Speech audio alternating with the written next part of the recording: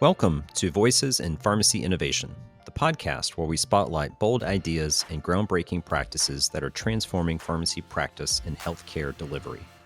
I'm Dave Dixon, professor and chair at the Virginia Commonwealth University School of Pharmacy and core faculty member of the Center for Pharmacy Practice Innovation.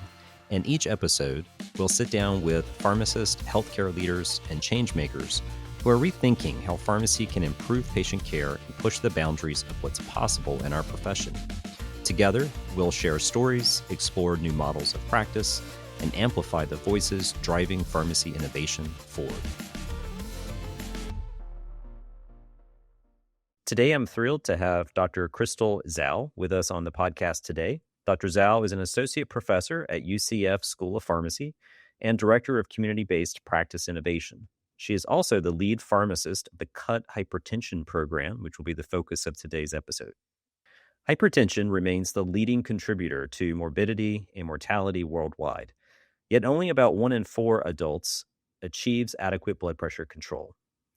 The burden is disproportionately borne by Black communities, particularly in underserved areas. Today, I'm pleased to welcome Dr. Zhou to the podcast to discuss the Cut Hypertension Program, an innovative community-based model that leverages Black barbershops and salons as trusted spaces for health promotion, outreach, community engagement, and hypertension management. Crystal, thanks so much for joining us on today's podcast.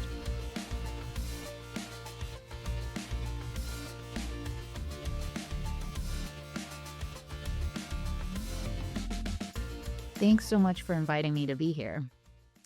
I have been wanting to chat with you for some time, actually, about the Cut Hypertension Program. So I am very excited to have you on today. Before we jump into that, I would love to hear a bit more about your background and how you got into pharmacy and found your way running this or being involved in this program. Sure. This probably goes back to my undergraduate career where I went to Guatemala on a medical mission. And during the medical mission, I was one of the only people who didn't know how to speak Spanish. And so they didn't allow me to work with the patients directly in the patient care rooms. And instead, they put me in the pharmacy that they had built. And I was handing out, I don't even know what it is now, but they were deworming pills. That's what they told me back then. And so I was handing out these pills to all of these patients who were coming through. And I just felt like I was being really helpful. This was like a cure pill for them. And everyone was so thankful for being able to get that. And that's actually what started me in my interest in pharmacy. And so I went on to complete my Pharm.D degree at UC San Diego and then completed a first-year PGY1 residency at UCSF and a second-year ambulatory care residency at the University of Washington. And actually, this job at UCSF is my first job out of residency. And I just knew ever since I completed my second-year residency that I wanted to do some more community-based work. Whatever it was, bringing pharmacy or healthcare into the community, I wanted to be someone who was out there and bringing healthcare into the field. It's really fascinating that your start was sort of with global health outreach projects. I know that's something that most schools of pharmacy, including ours, are heavily involved in. And it's such a great opportunity, right, for students to get to meet and interact with individuals that come from different backgrounds. And it's really, really cool that that's kind of what inspired you. So let's jump in and learn a bit more about the Cut Hypertension Program. So maybe as a good starting point, if you could just tell our listeners how the program began. Where did it start? Sure. So the Cut Hypertension is definitely born out of evidence that Black barbershops can be community-based places of healthcare and health promotion. And the space actually really builds upon the relationship that the barbers have with their current clients and that trust that's been built over years and years of cutting their clients' hair. And so, because of that relationship, we decided to leverage, hey, there is this existing relationship, a lot of trust that the clients have in their barbers. Why don't we train these barbers to become health coaches and actually educate their clients on high blood pressure? And we chose high blood pressure because that's one of the published studies that said blood pressure management within these barbershop spaces works really well when you put a pharmacy in connection with the barbers and work together with their clients. And so our program, the Cut Hypertension Program, has since held at least 5 different health coaching sessions, and we've trained over 60 barbers to become health Wow. coaches in the Bay Area. And that spans San Francisco all the way to Vallejo. Actually, Sacramento is our farthest site. So we've trained all of these barbers who either own or work in certain barbershops and are willing to engage their clients in health promotion, healthy eating habits, healthy lifestyle habits, and talk to them about their blood pressures. In fact, their role is to check the blood pressure of everyone who walks in the door that's willing to get their blood pressure checked. And then when they catch someone who has high blood pressure, that's where I come in and do the management within their shops.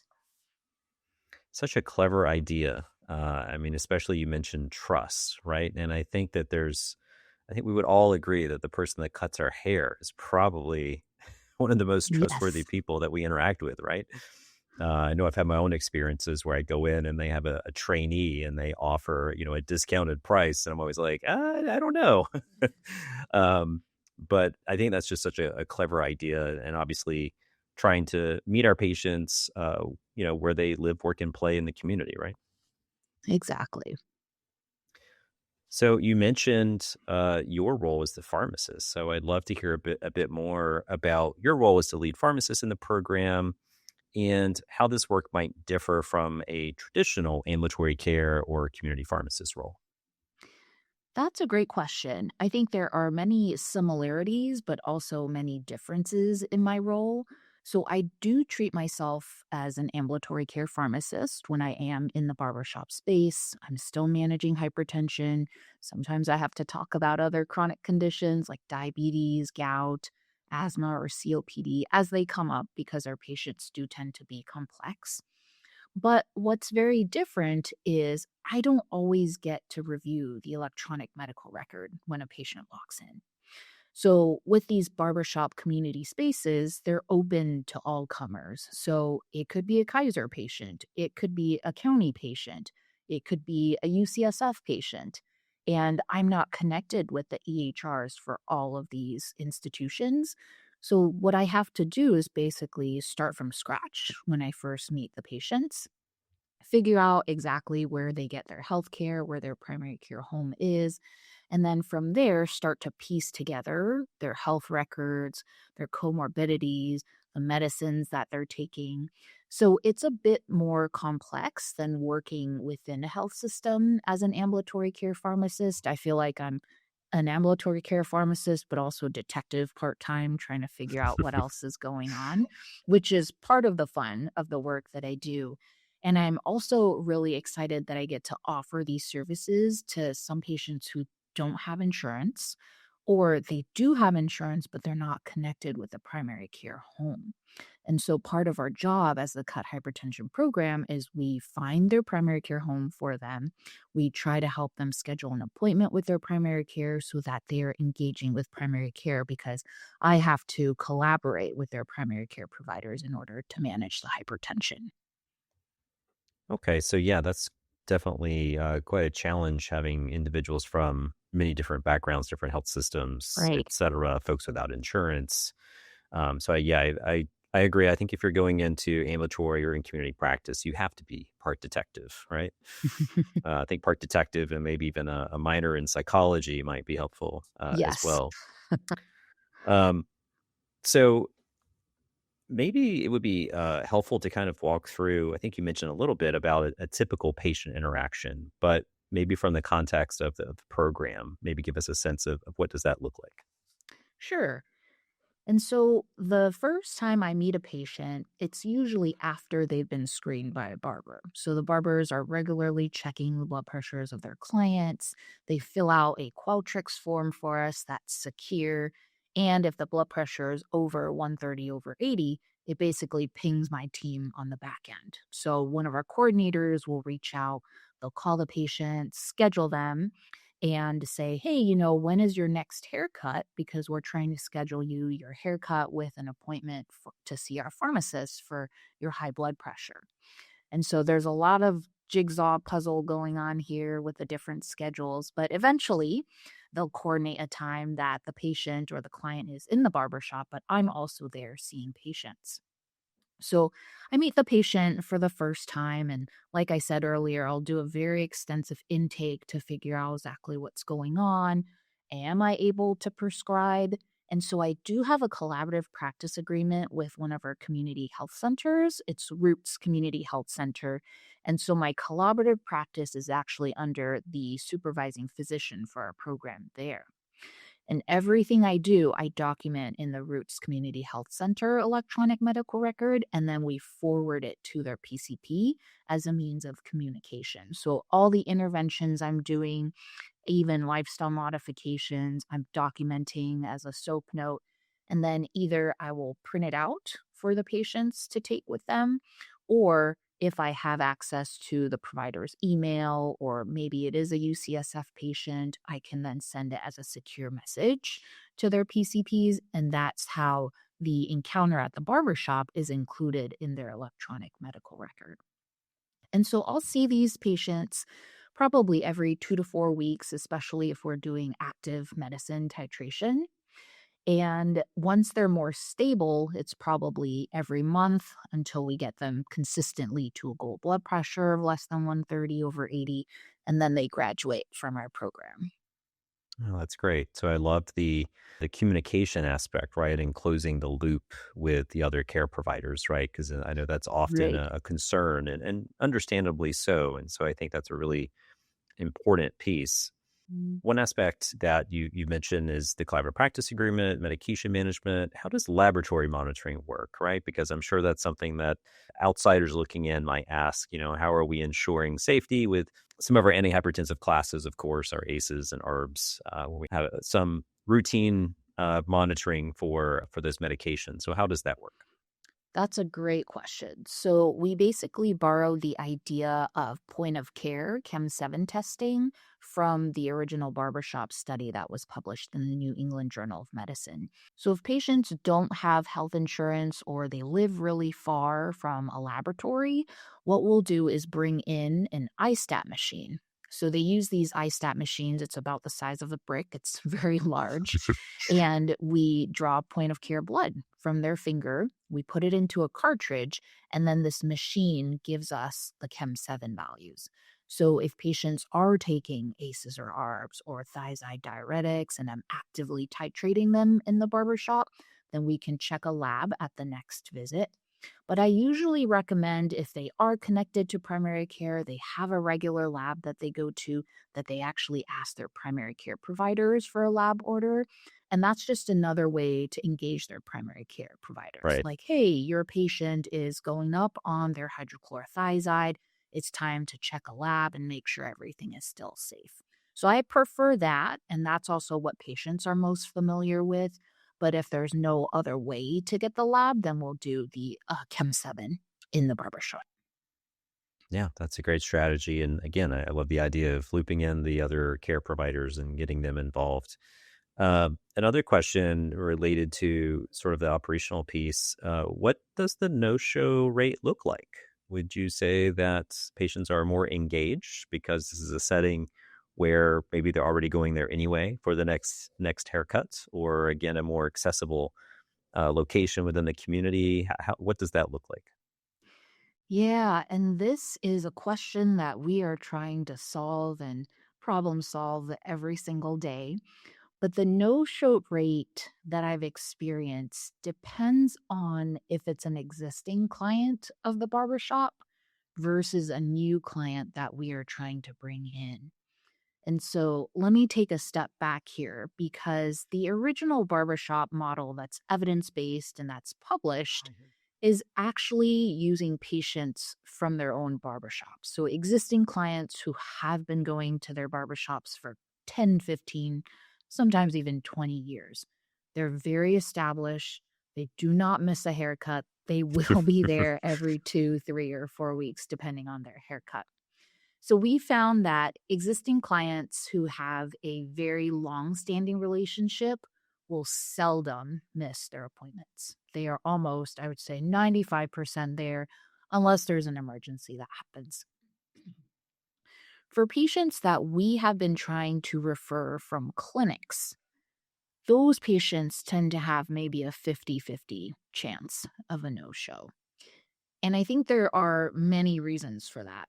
One is it's not a routine that they're used to going to this barbershop. They're not really familiar with the barbers there.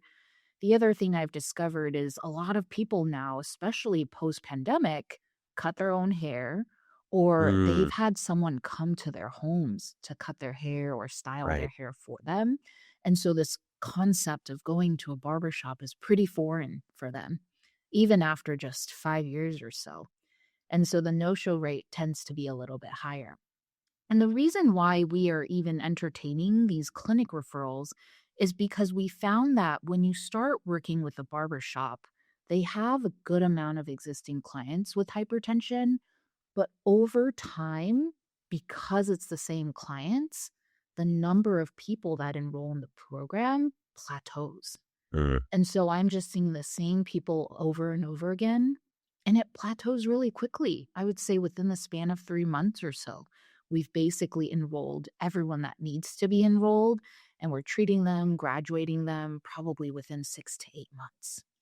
And so then what do you do with the barbershops? We don't want to just leave them hanging. They've been trained as health coaches. We do refresh workshops with them where they practice their blood pressure measuring techniques, they practice their health coaching skills. And so, what we've tried doing is bringing in external patients from clinics who are actually interested in having their patients come to our services in the community. And a lot of times, these patients don't go see their primary care providers, but they possibly hang out in the neighborhood where the barbershops are. So, we're still trying to work through this, but that no-show rate tends to be higher for patients who have not been established in these barbershops. Yeah, that makes a lot of sense, but I certainly hadn't thought about that. That yeah, you would sort of saturate the barbershop, Right. population, and then for new, patrons, that there's that trust hasn't been built yet, right? Exactly. So you're it's kind of a challenge to get them to re-engage. Wow. Um, it's also somewhat comforting to know that this issue still, is a struggle for all of us, right? Yes. No matter the success of the program, getting our patients to be present, to show up, and they have a lot going on, obviously, and there's so many barriers to care that it's a challenge that we all deal with. Tell us a little bit about the clinical outcomes that you've seen in terms of blood pressure control. So the clinical outcomes that we are capturing right now are blood pressure control. So getting to goal either less than 140/90 or 130/80, depending on their primary care provider's preference. But I think the other outcome that we're trying to capture is re engagement or even just engagement with their primary care homes. A lot of patients, when they first meet with them, say, oh, I saw my primary care provider maybe a year ago or over a year ago. One patient that I saw hadn't seen her primary care provider in 7 years. Well, So, yeah, some of these clients or patients are just not engaging with their primary care very much. And so, a lot of the preventative care measures, lab checks are just not happening. I talk to them about that during the visits. And a part of our program is to really try to re engage them with care. I always tell them we're just managing blood pressure here, but there's so many other things that could go on, right? Even during cough, cold, and flu season. If something happens to you, I'm not the person to come to, right? Your primary care provider is the best person to reach out to. And so before graduating, we always make sure they have a primary care provider that's regularly seeing them, or they've at least met with their primary care provider once so they know who to connect with and who to go to for these prescription refills as well. So, those are the two main outcomes that we've been collecting through this program. Yeah, I think we often forget how difficult it is to navigate the healthcare system or whatever healthcare access we have. And so I think that that's great that there's sort of that effort to try to help them understand, right? How to use this resource, what it's not for. And then of course when they do have issues that yes, you should see your primary care provider as well. So Right. what other successes beyond sort of the clinical oriented outcomes, how would you view the success of this program? How would you define that? Yeah, and one of the criteria for graduation is actually that the patient has made meaningful lifestyle changes. And we've had several patients who've come into our program. They continuously eat fast food every day. They used to not work out. And now, by the time they graduate, they are eating fast food maybe once a month. They're trying to cook for themselves, eat more healthy with their entire family. They're going to the gym 5 times a week. If they don't have access to a gym, they're becoming really creative with YouTube videos and different tools around the house as weights. I always recommend, water bottles to start, and people have started using canned foods, which is great. So I think that's part of what defines success for the patients is that one, they have their blood pressure under control, but two, they're also able to live a healthy lifestyle because many come in and they just don't know what to do. They're a bit Right. lost and they're looking for recommendations, which this program is really good at giving lifestyle recommendations as well. Our health coaches are trained to do that. So they're very good at reiterating some of the lifestyle changes too. Yeah, that's terrific, and that carries with them, right? And the impact of that Exactly. goes beyond just blood pressure control, and obviously, Hmm. high blood pressure, we often see dyslipidemia, insulin resistance, Yes. diabetes, overweight, obesity, all these things are connected, so it's great to that your program sort of goes beyond that and really focuses on those lifestyle changes. Hmm. So and we'll certainly link to some of the evidence-based trials that has come out of the work in the show notes, and I certainly would direct listeners to check those out. So I'd love to hear your thoughts, though, on sort of like what's the secret sauce of this intervention? What makes it work? I wish I had a really good answer for you for this question, but I do think the secret sauce is the relationship that I build with the patients, the relationships that's already existing with their barbers, and the fact that my team becomes really close with the barbers who work there. And so their clients or my patients see that we have a good relationship going as well. And they see how much our program really cares about their health and their blood pressure. And that's what makes them come back. Mm, For a lot of our patients who don't come back, it's really logistical reasons. Maybe they just can't get to the shop, or a lot of them are facing many, many deaths in their family. And so it catches them off guard. They thought they could commit to the program, and all of a sudden they can't come because there's just so much going on with their family. So I would say if I had to pick something as the secret sauce, it's really the relationship that we're able to build with these patients and meeting them where they are. right, right. No, that's great.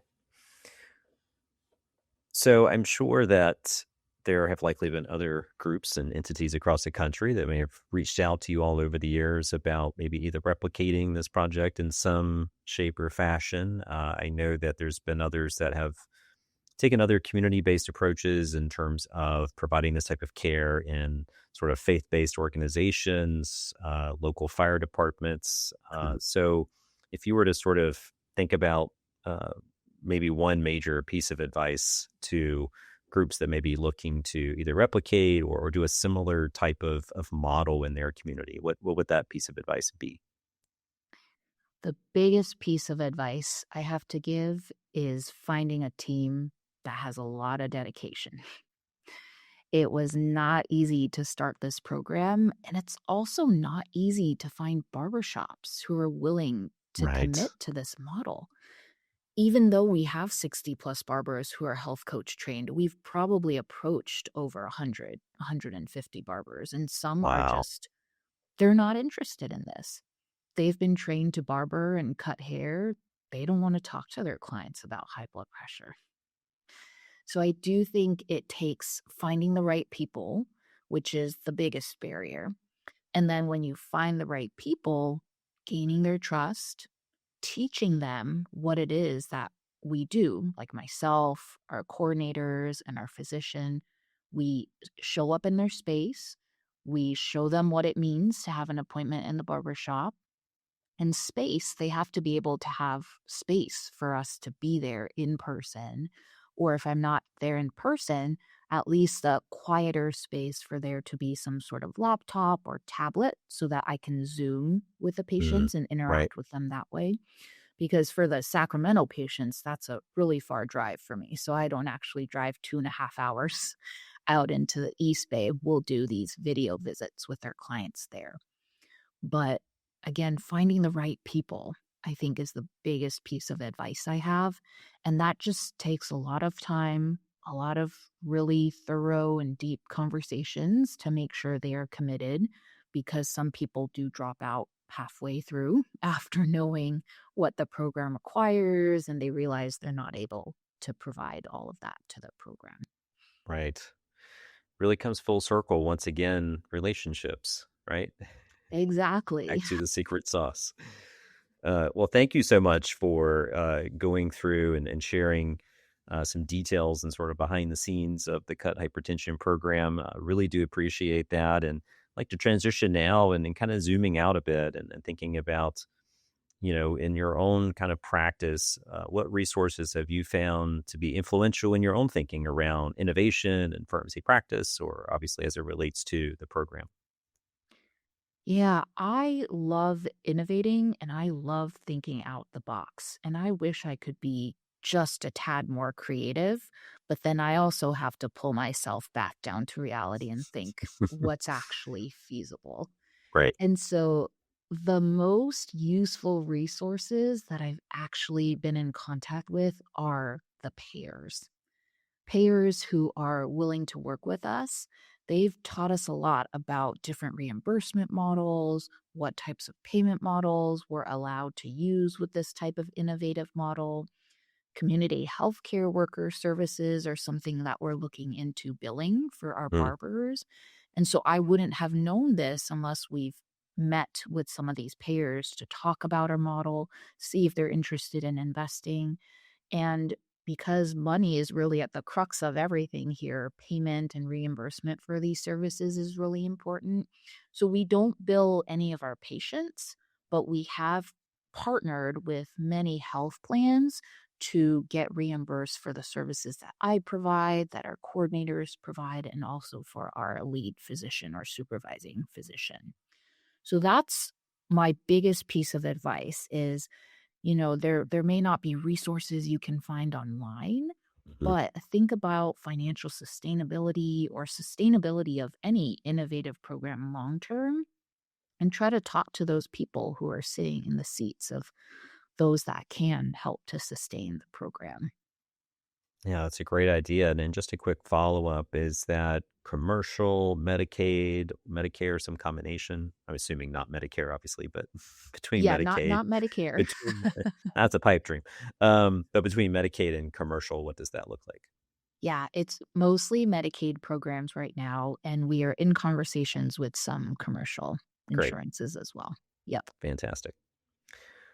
So certainly our listeners often include students, other trainees. So, and obviously being in academia, we all think about this. But how should pharmacy education and training evolve to prepare students for providing this type of care or practicing in this kind of community based intervention? This is actually something I've been thinking about over the past couple of years too. And once I have some time, I do plan to create an elective for students on innovative pharmacy practice models. And my hope was to send them out into the community, find something that is in need, and try to brainstorm, sustainability included, Hmm. how they would create a program to meet that need. And the idea would be to see if they could build a program and eventually sustain it over 1 to 2 years that they are a part of the selective. And in addition to that, I do hope that in the curriculum, there could be some time dedicated to innovative practice models, just so that students are able to see what else is out there other than Right. traditional pharmacy practice. Yep. No, it's great. And there's definitely a demand for that, right? I mean, I'm sure you're Right. experiencing the same thing we are, where there's a lot more interest in, I don't like the phrase non-traditional, but just thinking about other avenues for applying their education in unique ways and being entrepreneurial, like you said. Exactly. So what's something that you're looking forward to in the next 6 to 12 months? This could be personal, professional, both. Yeah, so our program is actually expanding exponentially. We are in talks with a larger payer, and I won't say the name of the Sure. payer just in case things don't go right. But if this payer commits, we would really be active in most of the Bay Area and Wow. be able to see more patients in the Bay Area, work with their clinics to figure out how best to refer them. The other model that we are piloting right now is working with an insurance company and having them send us a list of patients with uncontrolled hypertension. Our program will reach out to those patients and see if they are interested in participating in our program. And so far, we've actually had a lot of luck just randomly texting these people. They don't even know who we are, but we've got a good about 20% response rate so far. Well, So out of 600 patients, that's pretty significant. So I'm really looking forward to the volume increasing exponentially over the next couple of months. And we've also hired a nurse practitioner for our Sacramento area. So just lots of different things coming down the pipeline for us. And I'm looking forward to how else we can serve the community. yeah, that's phenomenal and wish you the best of luck with that. And Thank you. certainly want to thank you for joining us and sharing your story and discussing the transformative Cut Hypertension Program. I think it's one of the most influential and innovative programs that's involved pharmacy and for pharmacists in recent years. So, congratulations on the work that you're doing. Please let our listeners know where they can connect with you to learn more about your work. Sure. So you can always email me, crystal.zhou@ucsf.edu, or the Cut Hypertension Program has a website. It's cuthypertension.org. So that'll have all of our team members' information as well as contact information if you would like to reach out and learn more about our program. All right, fantastic. Well, I want to thank our listeners for tuning in to this episode of Voices in Pharmacy Innovation. If you enjoyed today's episode, please subscribe, share it with a colleague, and join us next time as we continue to spotlight the innovations that are shaping the future of pharmacy practice and healthcare. Thank you for listening to today's episode. Voices in Pharmacy Innovation is published monthly. You can listen on Apple Podcasts, Spotify, or by visiting our website linked in the show notes. If you have any questions or comments, you can contact us through our email cppi@vcu.edu. We appreciate your engagement and look forward to having you join us next month.